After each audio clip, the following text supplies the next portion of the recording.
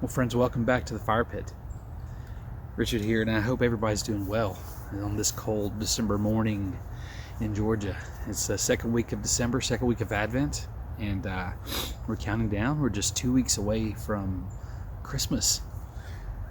It's just always a wonderful time of year. It doesn't matter what's going on right now in this world. I don't know. There's something always about this season that just brings something joyful to the heart.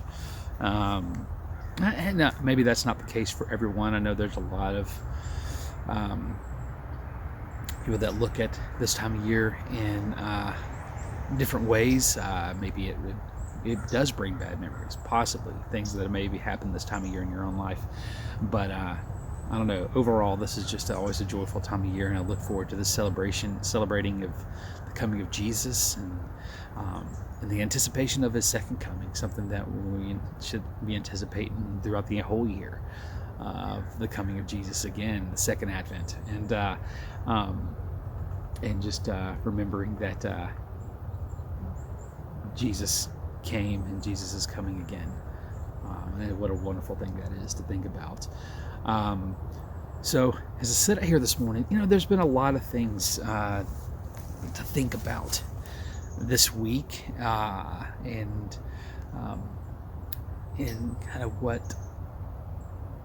what's going on in the world, what's going on in our lives, and there's so so many challenges, so many difficulties, so many things that are frustrating to witness, frustrating to see.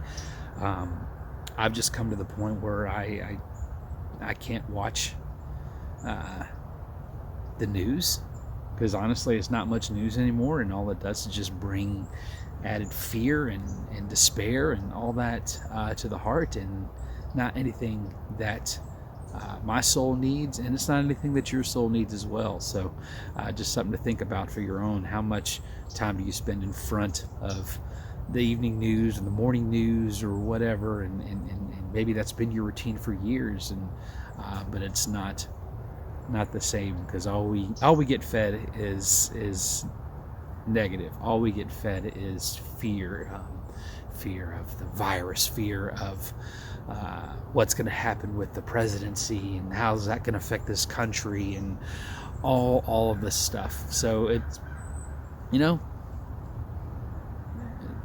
doesn't do the heart any good. But I've thought about something, and I was listening to a podcast this week, and this actually was the Wild at Heart podcast. Definitely worth taking a look and taking a listen to. The December 7th episode, if you go to the Wild at Heart app or their website and take a listen. It's basically a conversation that John Eldridge and Morgan Snyder and Morgan's wife Sherry have about hope, and about Advent and what that means and everything. And there was something that was said. It was a very good conversation in part one, and another part will come out next week. So look forward to that.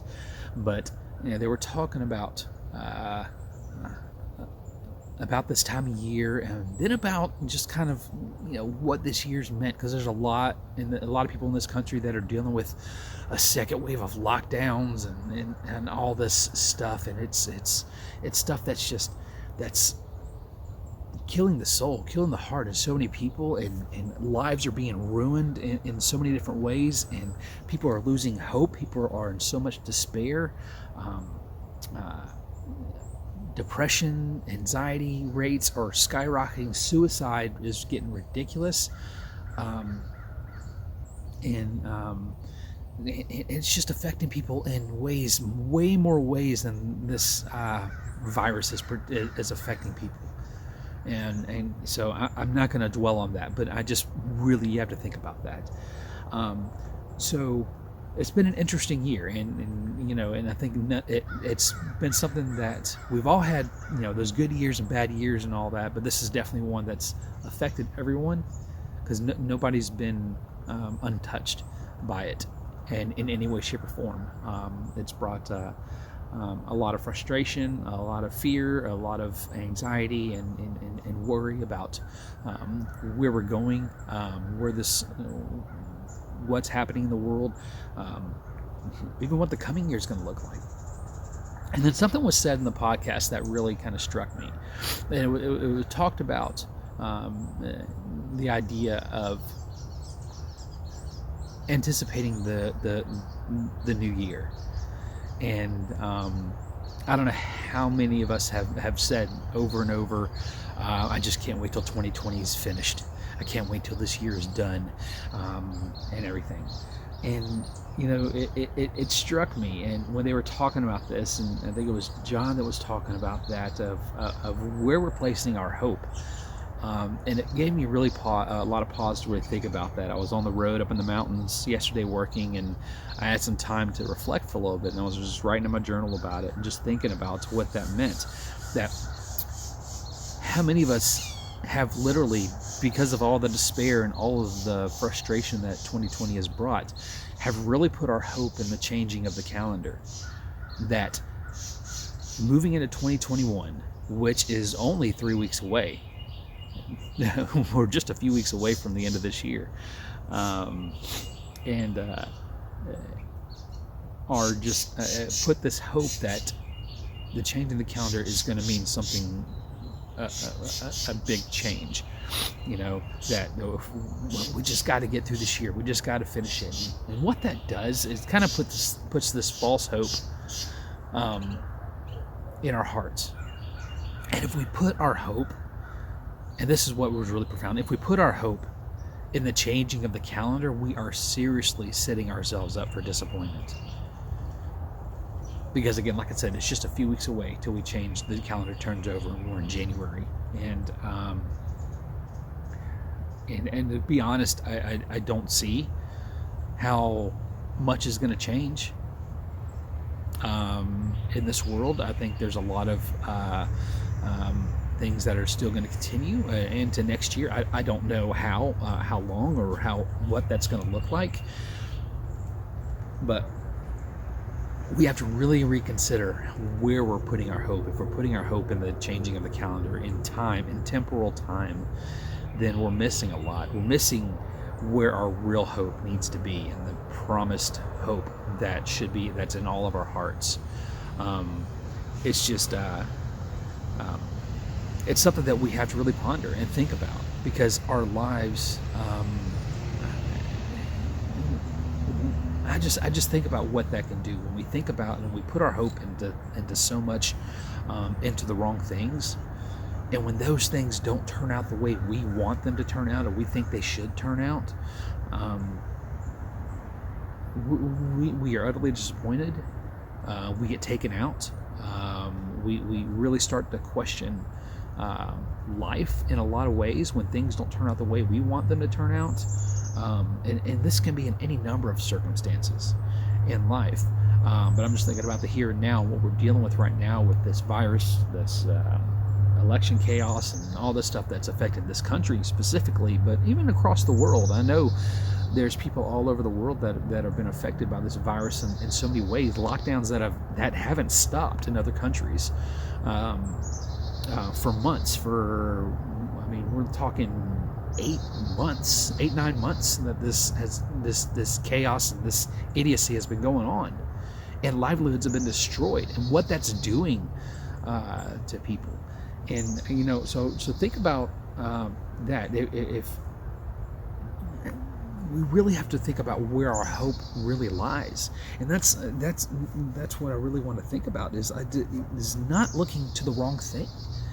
Not looking to the wrong thing for our hope, because our hope should lie in the person of Jesus Christ only, in His return. In this Advent season, this Christmas season, and we celebrate the coming of Jesus and the promised Messiah and all of that.